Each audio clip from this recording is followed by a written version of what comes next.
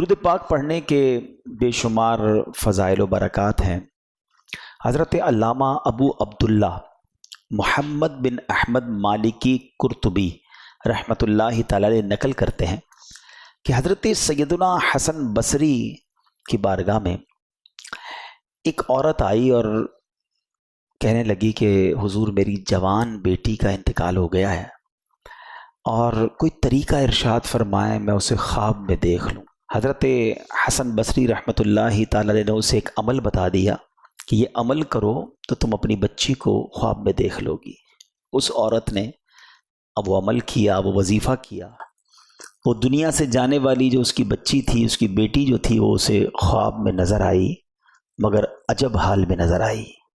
اس نے دیکھا کہ اس کے بدن پر تارکول کا لباس ہے، یعنی ڈامر کا لباس ہے، گردن میں زنجیر ہے اور پاؤں میں بیڑیاں ہیں، یعنی وہ اس کو عذاب ہو رہا تھا۔ ماں تھی اور اپنی بیٹی کی یاد میں تڑپ رہی تھی، مگر جب خواب میں اپنی بیٹی کو عذاب میں دیکھا، وہ ہیبت ناک منظر دیکھا تو کانپ اٹھی۔ دوسرے دن سیدنا حسن بصری رحمۃ اللہ تعالی علیہ کو خواب سنایا کہ حضور میری بیٹی تو اس حال میں ہے۔ اب بڑے غمزدہ ہوئے۔ کچھ عرصے کے بعد سیدنا حسن بصری رحمۃ اللہ تعالی علیہ نے خواب میں ایک لڑکی کو دیکھا جو جنت میں ایک تخت پر اپنے سر پر تاج سجائے بیٹھی ہوئی ہے۔ آپ کو دیکھ کر وہ جو لڑکی تھی وہ کہتی حضور آپ جانتے ہیں میں کون ہوں؟ میں اسی خاتون کی بیٹی ہوں جو آپ کے پاس آئی تھی اور میری ایسی حالت بتائی تھی۔ حضرت حسن بصری کہنے لگے کہ تم تو عذاب میں تھی، تمہاری ماں نے بتایا کہ تم تو بڑی تکلیف میں تھی، آج تو تم جنت کی نعمتیں لوٹ رہی ہو۔ تو وہ لڑکی نے جو جواب دیا ذرا غور سے سنیے گا۔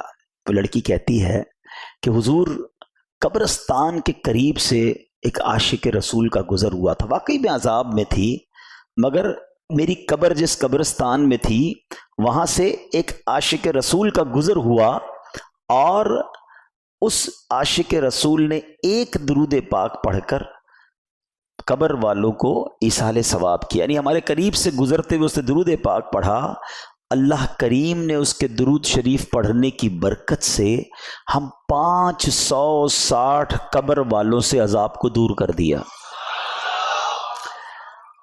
اب ذرا غور کیجئے، میرے والد گرامی دنیا سے گئے، لیکن اور بھی بہت سارے لوگ ہیں جن کے دنیا سے رشتہ دار چلے گئے، قبرستان بھی ہم جاتے ہیں، لیکن یہ ایصال ثواب جو ہے نا، یہ بڑا کمال کا کام ہے۔ اور اللہ کی رحمت دیکھو کہ رب کریم نے ایک طریقہ باقی رکھا ہے اس کی رحمت نے، کہ جو چلے گئے اللہ نہ کرے اگر گناہوں کی وجہ سے ان پر عذاب ہو رہا ہے تو ہم انہیں ثواب پہنچا سکتے ہیں، ہم انہیں نیکیاں پہنچا سکتے ہیں۔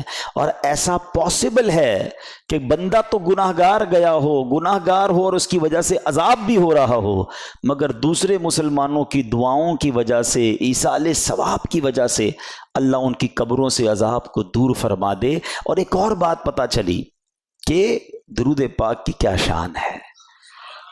درود پاک پڑھ کر ایصال کریں تو قبروں سے عذاب دور ہو جائے۔ جو خود درود پڑھتا ہوگا اس کا کیا عالم ہوگا، اس کی قبر کا عالم کیا ہوگا۔ تو اس سے کئی باتیں، اس ایک واقعے سے ہمیں بہت کچھ سیکھنے کو مل رہا ہے کہ درود پاک کی کثرت کیجئے، پھر نیکیاں کر کے اپنے مرحومین کو یاد رکھیے، انہیں بھول نہ جائیے۔ آج آپ اپنے مرحومین کو بھول جائیں گے، کل ہو سکتا ہے ہمارے بعد والے ہمیں بھول جائیں، تو ہمیں انہیں یاد رکھنا ہے، انہیں نیکیاں پہنچانی ہیں۔